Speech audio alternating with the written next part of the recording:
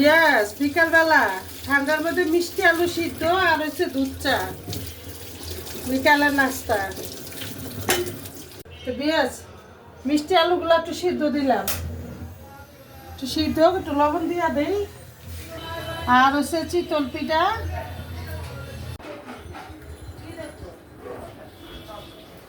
বিয়াস আমার পিঠা বানানটা কেমন হয়েছে দেখেন তো, সুন্দর হয়েছে না? নারকেল আর খেজুরের গুড় আর সাথে আছে মিষ্টি আলু। আমি কত মিষ্টি আলুটাই খাইয়া দেখি, নতুন আলু যেহেতু।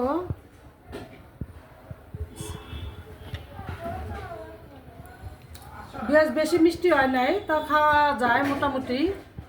তো এটা হচ্ছে বিকালের নাস্তা পরিবারের জন্য, সবাই খাইব।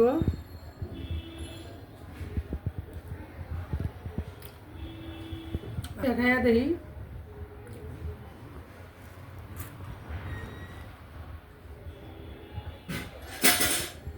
বেশ অনেক মজা হয়েছে, অনেক।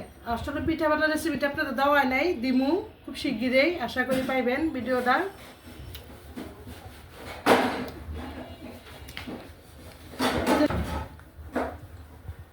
অনেক মজা হয়েছে ভিউস, অনেক মজা হয়েছে।